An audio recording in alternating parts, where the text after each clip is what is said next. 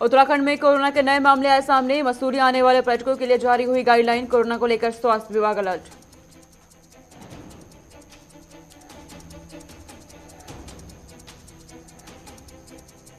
उत्तराखंड में मौसम का मिजाज बदला। औली और बद्रीनाथ में सुबह सुबह हुआ हिमपात। बर्फ की सफेद चादर से ढकी चारधाम की वादियां।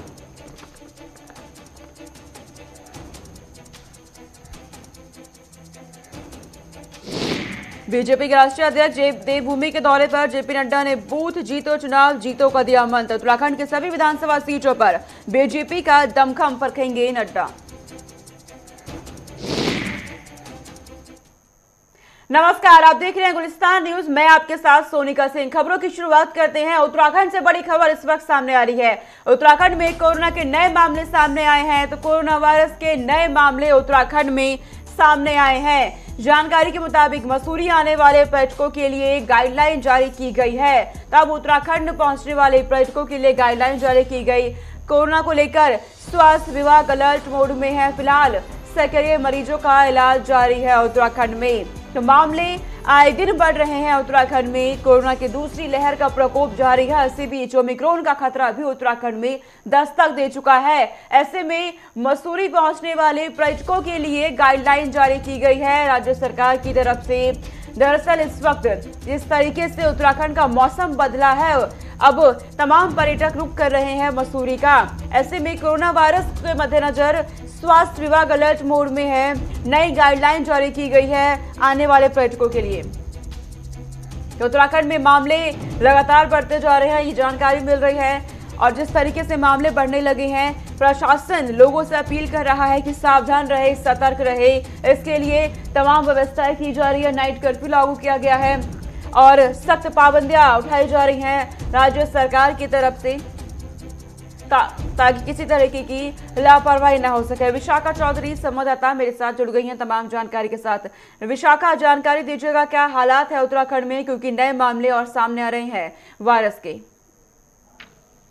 जी बिल्कुल सोनिका, देखिए जिस तरह से पूरे देश में इस समय जो ओमिक्रॉन के केसेस की संख्या है वो बढ़ रही है, और अभी जो हाल ही में जो डाटा जारी हुआ है उसमें भी महाराष्ट्र से लगाकर दिल्ली तक जो केसों की संख्या है वो बढ़ी है। और साथ ही जो उत्तराखंड में देखिए फिलहाल ओमिक्रॉन की दस्तक हो चुकी है। हालांकि इस वेरिएंट का जो नया कोई मरीज है वो नहीं मिला है, लेकिन जो एक्टिव केस है उनकी संख्या लगातार राज्य में बढ़ रही है। देखिए पिछले कुछ दिनों में जो आंकड़ा लगभग 2.5 से नीचे था वो भी 50 या 60 से ऊपर जा रहा है।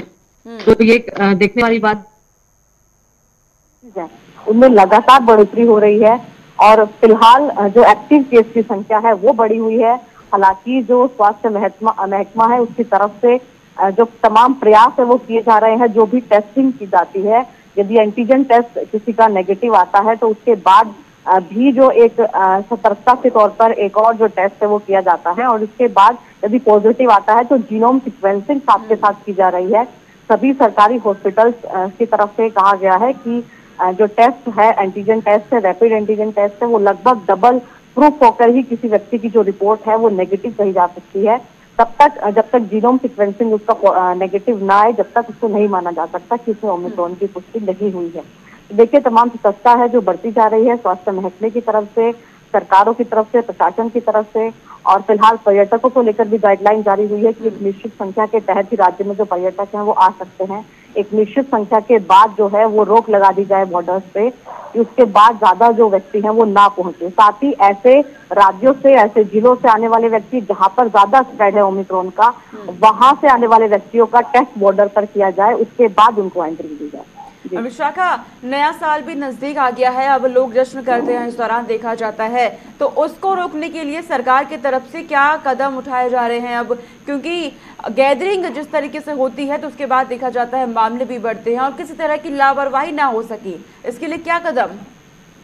जी बिल्कुल सोनिका, देखिए फिलहाल जो तमाम चीजें हैं वो सामने आ रही हैं, चाहे वो क्रिसमस को लेकर अभी जो भीड़ है वो देखने को मिली तमाम पर्यटक स्थलों पर, और उसके बाद होटल्स की बुकिंग से लेकर जो तमाम पर्यटक स्थल है वहां पर भारी संख्या में जो पर्यटक है वो पहुंचने वाले हैं नए साल के जश्न मनाने को लेकर, चाहे वो मसूरी है, नैनीताल है, ऋषिकेश है।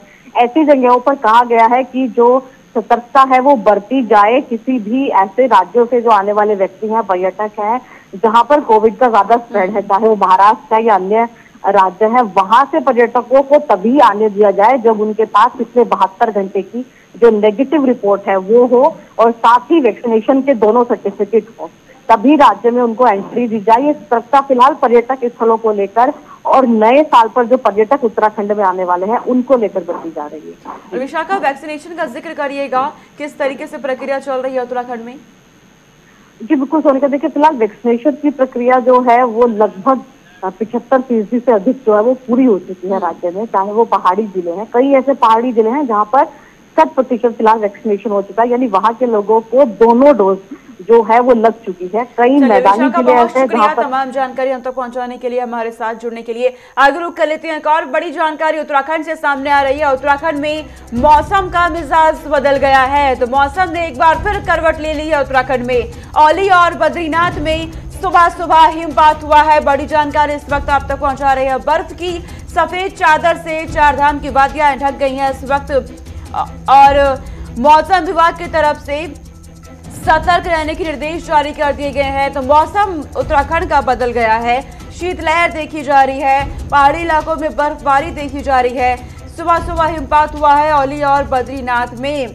हालांकि इससे सर्दियां भी बढ़ने लगी है। चार धाम में इस वक्त सफेद चादर से ढकी हुई नजर आ रही हैं। सतर्क जारी कर दिया गया है लोगों के लिए। हालांकि मुश्किलें बढ़ गई हैं जिस तरीके से कड़ाके की ठंड होने लगी है।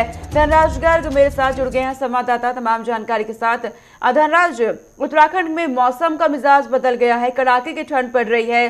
कैसे आप इस वक्त कैसा मौसम बना हुआ है, लोगों के लिए कितनी मुश्किल हो रही है?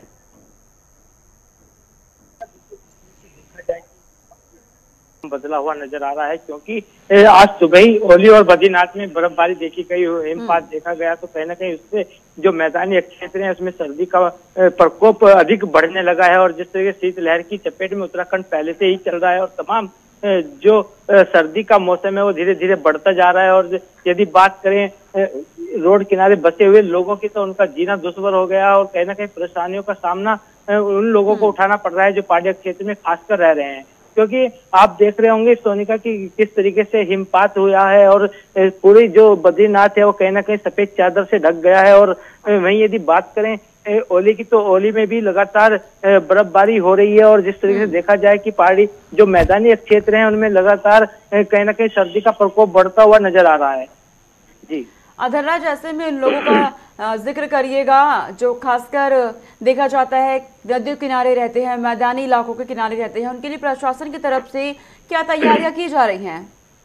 ये बिल्कुल सोनिका, जो नदी किनारे लोग बसे हैं या फिर सड़कों के किनारे जो लोग बसे हैं, जो गरीब तबके के लोग हैं, तो कहीं ना कहीं उनको भी जो चुनौतियां हैं मौसम की वो लगातार उठानी पड़ती हैं। क्योंकि जिस तरीके से आप देखते होंगे कि जब भी बारिश का मौसम होता है तो कहीं ना कहीं जो नदी किनारे लोग बसे हैं उनको वहां से हटा दिया जाता है। लेकिन सर्दी का प्रकोप एक ऐसा प्रकोप है कि जो इन लोगों पर पड़ता है और सर्दी से कहीं ना कहीं हर प्रत्येक वर्ष एक दो मौत जरूर होती है। लेकिन इस बार कहीं ना कहीं मौसम विभाग की तरफ से भी सतर्क रहने के लिए कहा गया है। और साथ ही जो प्रशासन है वो भी अलर्ट मोड पर है। और साफ तौर पर जो नदी किनारे बसे लोग हैं उन तक अलाव का प्रबंध प्रशासन की तरफ से किया जा रहा है। साथ ही उनको कंबल वितरित किए जा रहे हैं। रहेगा धनराज, मौसम विभाग की तरफ से क्या कहा गया है?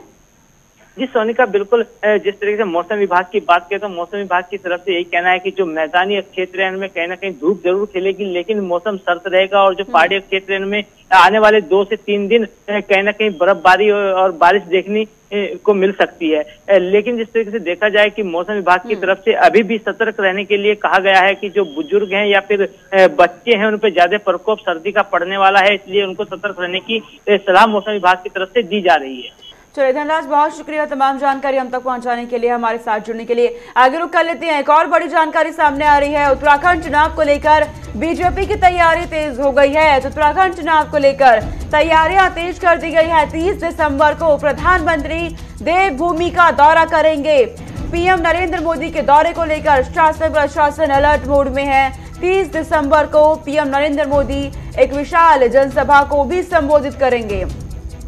30 दिसंबर को पीएम नरेंद्र मोदी उत्तराखंड का रुख करने वाले हैं। उत्तराखंड पहुंचेंगे, एक बार फिर उनकी तरफ से पहुंचा जाएगा। 2022 विधानसभा चुनाव की तैयारियों का जायजा लेंगे और रणनीति भी बनाई जाएगी। कहा जा रहा है कि इस दौरान जनसभा को भी संबोधित करेंगे। उनके भाषण पर हर किसी की नजर टिकी रहती है, क्योंकि क्या कुछ उनकी तरफ से कहा जाता है। संचित शर्मा संवाददाता मेरे साथ जुड़ गए हैं तमाम जानकारी के साथ। संचित, 30 दिसंबर को एक बार फिर नरेंद्र मोदी प्रधानमंत्री पहुंच रहे हैं उत्तराखंड। क्या कुछ इस दौरान रहेगा और कितना महत्वपूर्ण उनका ये दौरा रहेगा विधानसभा चुनाव के मद्देनजर? देखिए सोनिका, 30 दिसंबर को प्रधानमंत्री नरेंद्र मोदी उत्तराखंड के दौरे पर रहेंगे। और आपको मैं बता दूं कि अभी प्रधानमंत्री कुछ दिन पहले उत्तराखंड में एक विशाल जनसभा को संबोधित करके गए थे। उसके बाद 16 दिसंबर को राहुल गांधी उत्तराखंड आए और उन्होंने एक विशाल जनसभा को संबोधित किया। और जो लक्ष्य रखा गया था वो भीड़ को लाने का रखा गया था, और साथ ही साथ आप देखिए एक अपनी ताकत का प्रदर्शन करने का रखा गया था। और साफ तौर पर कांग्रेस के जो कार्यकर्ता है, जो उनके पदाधिकारी है, जो उनके वरिष्ठ नेता है, वो साफ तौर पर कहते नजर आए कि जो उत्तराखंड के अंदर जो राहुल गांधी की रैली होगी वो ऐतिहासिक होगी और कांग्रेस उसमें जो मोदी की रैली से ज्यादा भीड़ लेकर जाएगी, और ऐसा उन्होंने किया भी। तो देखिए इस बार की जो रैली होनी है वो इस रूप से ज्यादा महत्वपूर्ण हो जाती है, क्योंकि प्रधानमंत्री एक बड़ा चेहरा है बीजेपी पार्टी का, और उनका मैजिक उत्तराखंड में क्या पूरे देश में देखने को मिलता है। और इसके बाद एक बड़ा दबाव जो बीजेपी कार्यकर्ता है उनके अंदर है, क्योंकि इस बार उनको जो उनकी रैली होनी है उसमें भीड़ भी लानी है, और साथ ही साथ जो टारगेट है वो ये है कि उन्हें वोट बैंक में भी बदलना है। देखिए भीड़ लाना अलग बात है और उसे वोट बैंक में बदलना अलग बात है, तो ये भी महत्वपूर्ण हो जाता है। और साथ ही साथ आप देखिए कि जो सैनिकों को लेकर के उत्तराखंड के अंदर राजनीति तेज हुई थी, उसमें तो कांग्रेस भी पीछे नहीं रही। कांग्रेस ने उस पर राजनीति करी, बीजेपी उस पर राजनीति करती नजर आई, और अब देखिए आम आदमी पार्टी भी उस पर राजनीति नजर कर रही है। अब देखिए देवभूमि में कौन सा नया मुद्दा होगा। भू कानून इस समय एक बड़ा मुद्दा है, पलायन एक बड़ा मुद्दा है, और आप देखिए स्वास्थ्य एक बड़ा मुद्दा है, शिक्षा एक बड़ा मुद्दा है, जिसको विपक्ष लगातार उठाता है। तो प्रधानमंत्री मोदी के आगे इस समय बड़ी चुनौती ये है कि वो आकर के जब यहाँ पर टारगेट करे उनका असर कितना लोगों के ऊपर पड़ता है, क्योंकि पिछली बार जो उनकी रैली हुई वहां पर से जनता उठती हुई नजर आई। जब वो भाषण दे रहे थे लोग वहां से जाते हुए नजर आए। तो इस समय जो बड़ी बात है वो ये है कि वो जब रैली को संबोधित करे वो भीड़ किस तरीके से वहां पर रहे, और दूसरी बात ये कि वो वोट बैंक में किस तरीके से बदले, वो भारतीय जनता पार्टी से किस तरीके से कनेक्ट है। क्योंकि देखिए अब चुनावी दौर है और चुनावी दौर में रैलियां भी होंगी और नेताओं का आना जाना भी रहेगा उत्तराखंड के अंदर। और देखिए अब कौन सी पार्टी सरोकार पैदा करती है, सरोकार कौन सी जनता कौन सी पार्टी को देती है, वो भविष्य में देखना होगा। बिल्कुल संचित, और आप जिस तरीके से अहम जानकारी दे रहे हैं कि बहुत से मुद्दे हैं उत्तराखंड में ऐसे जो चुनौती है एक बीजेपी के लिए, और उत्तराखंड में की सत्ता को हासिल करने का दबाव भी है बीजेपी के ऊपर। ऐसे में प्रधानमंत्री ने खुद मोर्चा संभाल लिया है। देखिए सोनिका, जो भारतीय जनता पार्टी है वो आप देखिए कि वो चुनावी मोड में ही रहती है हर बार, क्योंकि उत्तराखंड की मैं क्या देश की अगर बात करो तो देश में ऐसे विभिन्न राज्य जहां पर भारतीय जनता पार्टी की अच्छी बैठ है, और वहां पर जाकर के जब चुनाव होते हैं तो लगातार कोई ऐसे राज्य हैं जिनमें 3 साल बाद, 2 साल बाद, 1 साल बाद बैक टू बैक चुनाव होते ही रहते हैं। तो प्रधानमंत्री मोदी का भी दौरा वहां पर होता रहता है। और आप देखिए अगर चुनाव की दृष्टि से बात करें, अगर कांग्रेस की बात करें या बीजेपी की बात करें, तो अब नेताओं का दौरा उत्तराखंड के अंदर शुरू हो गया है। अभी देखिए कल ही जेपी नड्डा उत्तराखंड के अंदर थे, उससे पहले राजनाथ सिंह उत्तराखंड के अंदर आए, इससे पहले भी जेपी नड्डा 2 दौरे उत्तराखंड के अंदर कर चुके। तो आप अंदाजा लगाइए कि भारतीय जनता पार्टी उत्तराखंड एक 13 जिलों का प्रदेश है, और 13 जिले बहुत ही छोटा प्रदेश माना जाता है, लेकिन भारतीय जनता पार्टी की जो रणनीति है वो इस तरीके के, वो जितनी मेहनत यूपी में करते हुए नजर आते हैं वो उतनी ही मेहनत उत्तराखंड के चुनाव में भी करते हुए नजर आते हैं। क्योंकि देखिए इस समय जो भारतीय जनता पार्टी के आगे जो सबसे बड़ी चुनौती है वो ये है कि जो 57 सीट उनके पास उत्तराखंड के अंदर है उसको बनाए रखना या उस पर बढ़ोतरी करना, क्योंकि उन्हें सत्ता में दोबारा आना है। और कांग्रेस के सामने जो बड़ी चुनौती है वो ये है कि उनके पास 11 सीटें उत्तराखंड के अंदर है, उसे 11 से बहुमत तक ले जाना। तो दोनों ही पार्टियों के आगे अलग अलग चुनौती है। और साथ ही साथ आप देखिए इस बार मैदान में आम आदमी पार्टी भी है। तो चुनावी जो मुकाबला है वो त्रिकोणीय होगा। और कहीं ना कहीं देखिए आम आदमी पार्टी की अगर बात करें तो आम आदमी पार्टी भले ही उत्तराखंड में उस तरीके से परफॉर्म ना कर पाए, क्योंकि देखिए पहली बार वो चुनाव लड़ने जा रही है और जनता अभी उनको उस तरीके से स्वीकार नहीं करती, लेकिन कहीं ना कहीं उनकी भी रणनीति है, कुछ ना कुछ नुकसान वो दोनों ही पार्टियों को देंगे, चाहे वो भारतीय जनता पार्टी की बात करिए चाहे कांग्रेस पार्टी की बात करिए। चलिए संचित, बहुत शुक्रिया तमाम जानकारी हम तक पहुंचाने के लिए और हमारे साथ जुड़ने के लिए। आगे रुक कर लेते हैं, एक और बड़ी जानकारी उत्तराखंड से मिल रही है। बीजेपी के राष्ट्रीय अध्यक्ष जेपी नड्डा देवभूमि के दौरे पर रहे, ये जानकारी मिल रही है। जेपी नड्डा ने गढ़वाल की 41 विधानसभा सीटों को लेकर मंथन किया है। जेपी नड्डा ने बूथ जीतो चुनाव जीतो का मंत्र भी दिया है अपने कार्यकर्ताओं को। तो उत्तराखंड की सभी विधानसभा सीटों पर बीजेपी का दमखम परखने के लिए जेपी नड्डा उत्तराखंड पहुंचे और उनकी तरफ से लगातार ये भापा जा रहा है कि उत्तराखंड की जनता का मूड क्या है आने वाले 5 सालों के लिए। तो उत्तराखंड में होने वाले विधानसभा चुनाव से पहले ही बीजेपी ने 41 विधानसभा क्षेत्रों पर अपना पूरा फोकस कर दिया है। इसके लिए जेपी नड्डा ने कार्यकर्ताओं से मुलाकात की, उनसे पूरी रणनीति पर चर्चा की, उन्हें मंत्र दिया गया है जीत का। दरअसल 28 फॉर्मूले दिए गए हैं जेपी नड्डा की तरफ से अपने कार्यकर्ताओं को। जेपी नड्डा ने गढ़वाल की 41 सीटों के लिए मंथन किया है, आपको बड़ी जानकारी दे रहे हैं। और जो मंत्र दिया गया है उस मंत्र को राज्य में लागू किया जाना है। तो उत्तराखंड में विधानसभा चुनाव के मद्देनजर बीजेपी पूरी तैयारी में जुट गई है। 2017 से बेहतर प्रदर्शन करने की हर एक कोशिश की जा रही है। दरअसल उत्तराखंड की सत्ता बीजेपी के लिए बेहद अहम है। उत्तराखंड के पूर्व मुख्यमंत्री हरीश रावत ने कहा है कि भारतीय जनता पार्टी ने सैनी समाज को केवल वोट बैंक के रूप में इस्तेमाल किया है। जब सम्मान देने की बात आई तो समाज से यह हक छीनने का काम किया गया। लेकिन कांग्रेस ने पहले भी समाज को सरकार और संगठन में सम्मान दिलाया और आगे भी पार्टी ऐसा ही करेगी। वहीं हरीश रावत ने आगे कहा कि आज सैनी समाज ने हवा का रुख भाप लिया है। अब सैनी समाज किसी बहकावे में नहीं आने वाला है, इसलिए अब सबको संगठित होकर इस झूठी सरकार और पार्टी को सत्ता से हटाना है। कांग्रेस की एकमात्र ऐसी पार्टी है जो कि सभी वर्गों को साथ लेकर चलती है, ये कहा गया है पूर्व मुख्यमंत्री हरीश रावत की तरफ से। रुड़की में हरीश रावत ने बीजेपी पर भी निशाना साधा। आगे बढ़ते हैं, एक और जानकारी सामने आ रही है, रायबरेली से है। रायबरेली में दबंगों के हौसले बुलंद होने लगे हैं।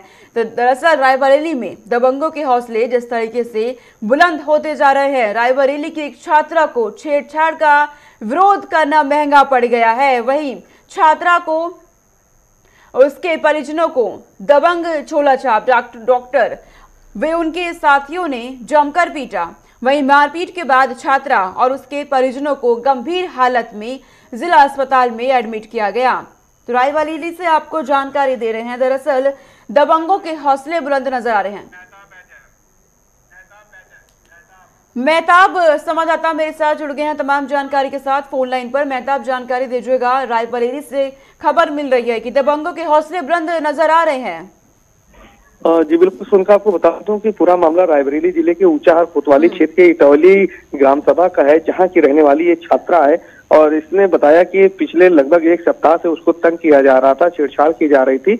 और वहीं पास में एक झोलाछाप डॉक्टर है, उसी के यहाँ पर कुछ मंचले बैठते थे और उसमें डॉक्टर भी सहभागी था। तो उसने विरोध किया और उसने अपने परिजनों को सारी घटना की जानकारी दी। जब परिजन उसके वहां पर शिकायत करने के लिए पहुंचे, तब दबंग डॉक्टर और उसके साथियों ने उसके परिवार के साथ साथ उस छात्रा को भी लहूलुहान कर दिया। और जो इस समय गंभीर हालत में जिला अस्पताल में भर्ती है, इलाज के दौरान उसका इलाज चल रहा है वहां पर। हालांकि पूरे मामले पर ऊंचाहार कोतवाली पुलिस जांच में जुटी हुई है। वहीं कोतवाली प्रभारी से भी संबंध में बात की गई है, तो उन्होंने कहा है कि पीड़िता के द्वारा तहरीर मिली है, जांच की जा रही है, लेकिन अभी तक कोई दोषी या कोई आरोपी को पुलिस ने गिरफ्तार नहीं किया गया है। लेकिन अगर एक बात देखा जाए कि जिस तरीके से प्रदेश के मुख्यमंत्री योगी आदित्यनाथ लगातार हवाला दे रहे हैं, प्रशासनिक अधिकारियों को भी सचेत कर रहे हैं कि ऐसे अपराधों में तत्काल अपराधियों को जेल भेजा जाए, लेकिन जिस तरीके से मंचलों के द्वारा छात्रा को छेड़ा जा रहा है, तो कहीं ना कहीं प्रशासन पर भी सवालिया निशान उठते हैं।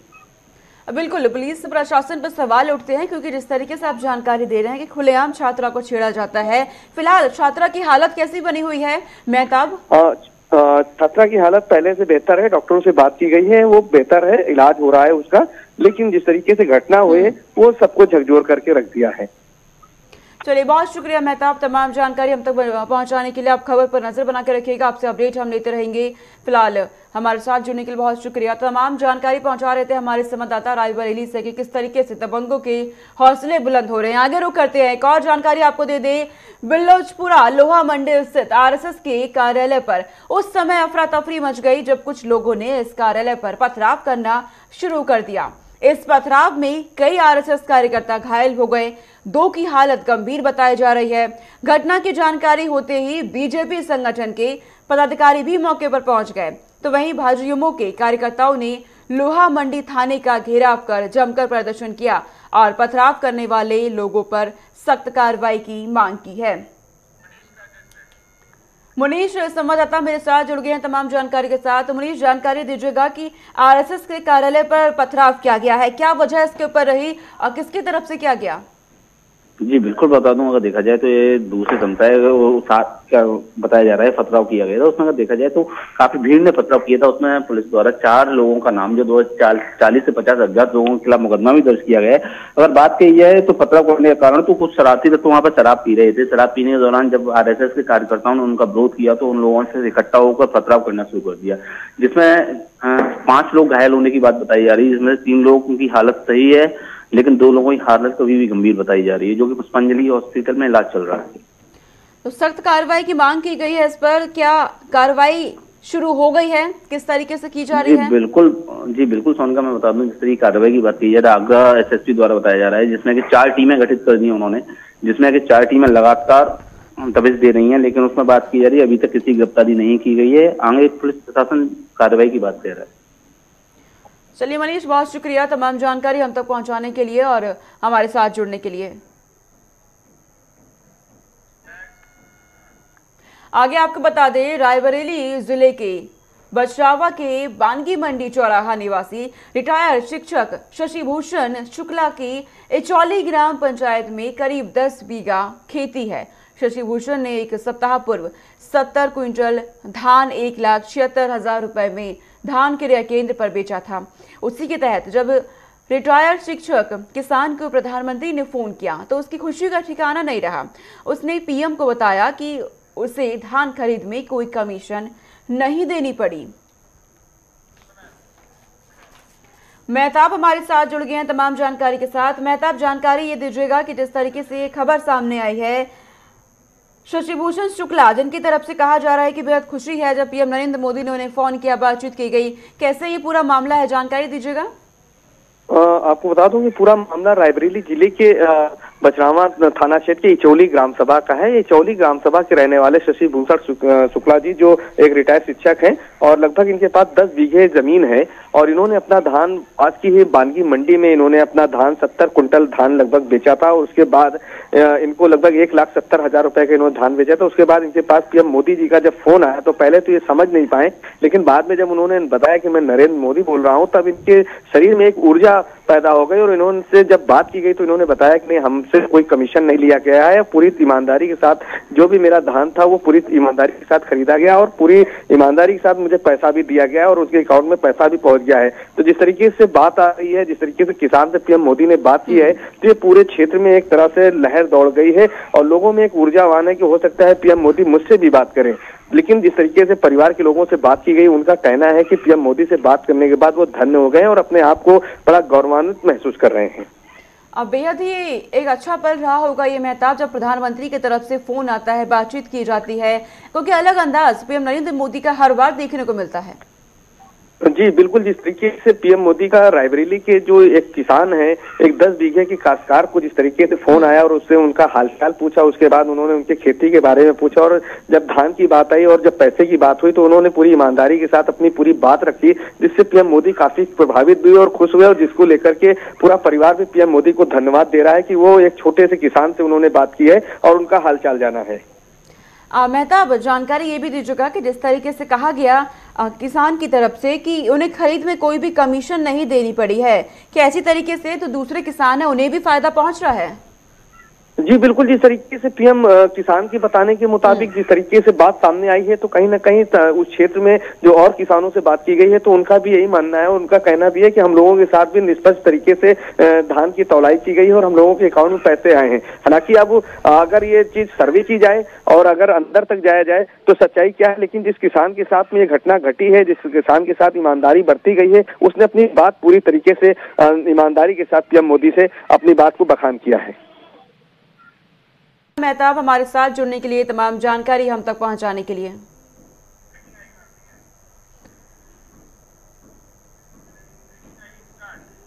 चलिए आगे रुक कर लेते हैं। बड़ी खबर एक सामने आ रही है इस वक्त। चुनाव आयोग और स्वास्थ्य मंत्रालय की अहम बैठक आज होनी है, ये जानकारी आप तक पहुंचा दे। आगामी चुनावों के लिए मौजूद कोरोना के हालात पर चर्चा होगी, तो ये अहम बैठक होने जा रही है। चुनावी रैलियों को लेकर बड़ा फैसला हो सकता है। चुनाव आयोग की तरफ से देश की कोविड स्थिति का जायजा लिया जाएगा। चुनाव आयोग की तरफ से स्वास्थ्य मंत्रालय के तमाम बड़े अधिकारी इस बैठक में मौजूद रहेंगे और चुनाव आयोग और स्वास्थ्य मंत्रालय की अहम बैठक होने जा रही है। विधानसभा चुनाव होने हैं 5 राज्यों में और कोरोना के हालात जिस तरीके से बिगड़ते जा रहे हैं उस पर बैठक की जाएगी। स्वास्थ्य अधिकारियों से पूरी तैयारियों का जायजा लिया जाएगा, बातचीत की जाएगी चुनाव आयोग की तरफ से।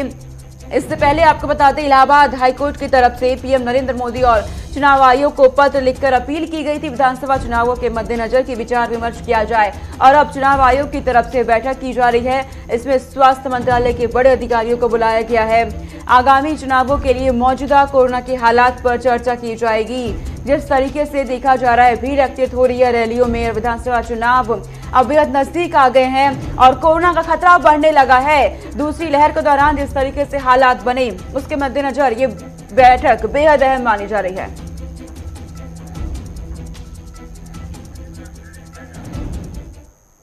चलिए फिलहाल इस बुलेटिन में इतना है। देश और दुनिया की तमाम खबरों के लिए देखते रहिए गुलिस्तान न्यूज। नमस्कार।